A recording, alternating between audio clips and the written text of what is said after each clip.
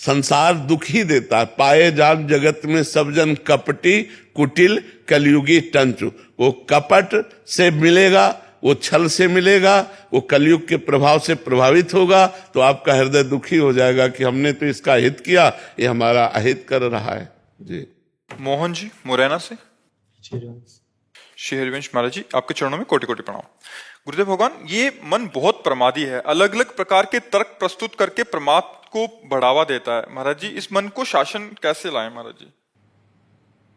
जब हम किसी संत महापुरुष के चरणों का आश्रय लेते हैं और उनकी आज्ञा के अनुसार चलते हैं, शास्त्र और संत, अगर हम इनकी आज्ञा के अनुसार चलें तो हम अपने मन को वश में कर लेते हैं। अगर हम नाम जप नहीं करते, पवित्र आहार नहीं करते,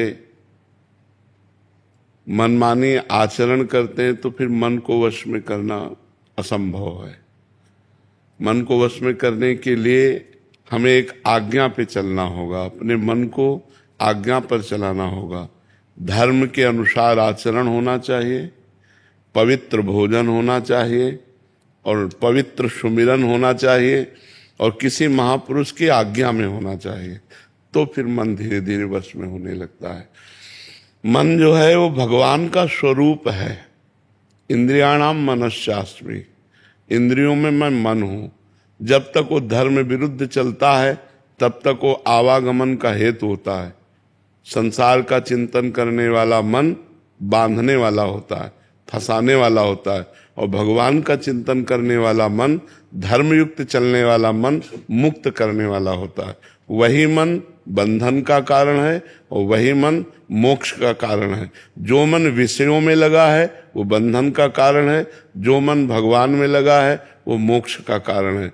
तो भगवान में लगना कठिन है, संसार में लगना सहज है।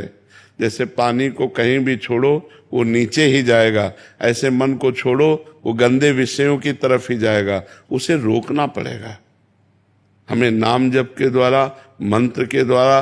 और जब हम उसको रोकते हैं तो वो ऐसा सहज नहीं है, वो हमको जलाता है। मन कहता है आज हम ये खाएंगे, अब उसे ना दो, नहीं देंगे, अब वो जलाना शुरू करेगा।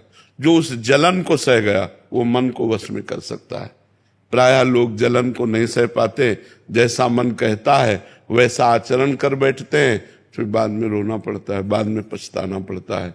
ये जो आवागमन का हेतु ये मन ही है, बंधन और मोक्ष का कारण मन ही है।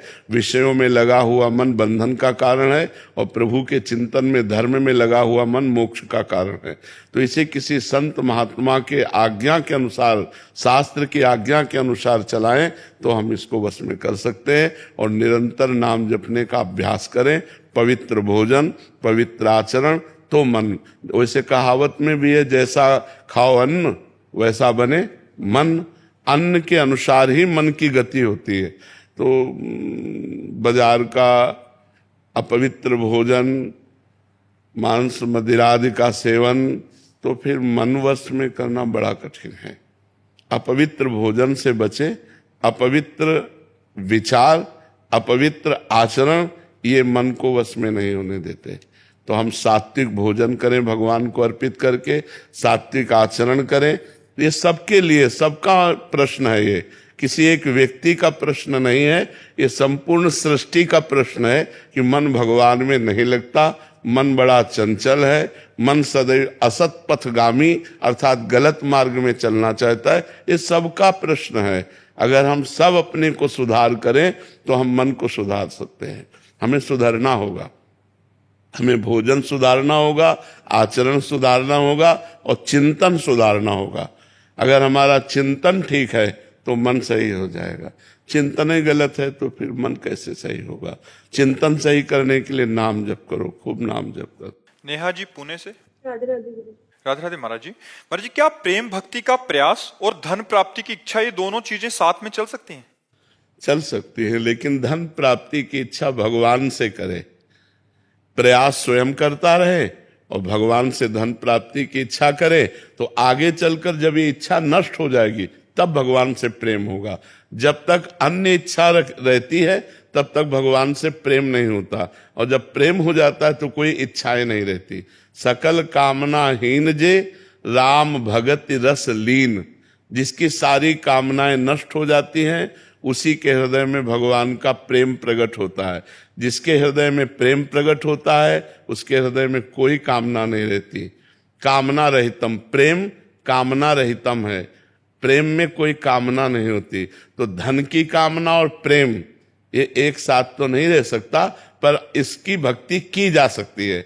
कि भगवान ने कहा है कि आर्त, अर्थार्थी, जिज्ञासु और ज्ञानी, ये 4 प्रकार के भक्त हैं।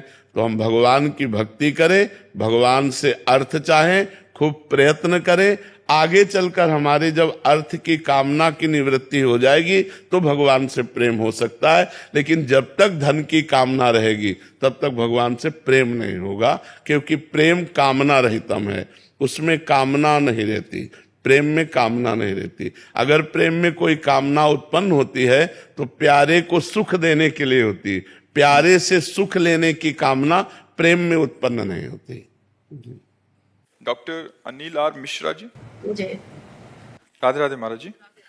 महाराज जी, भगवत गीता के एक श्लोक में लिखा है महाराज जी, एक श्लोक है महाराज जी जिसमें लिखा है कि जो मनुष्य कर्म में अकर्म देखता है और जो अकर्म में कर्म देखता है वो मनुष्यों में बुद्धिमान है, वह योगी समस्त कर्मों को करने वाला है। महाराज जी, इस श्लोक का अर्थ समझना। कर्म में अकर्म देखना और अकर्म में कर्म देखना। देखो, जब हम कोई कर्म करते हैं और कर्ता भाव से करते हैं फिर उसे भोगना पड़ता है, और जब कर्ता भाव रहित कर्म होता है तो अकर्म हो जाता है।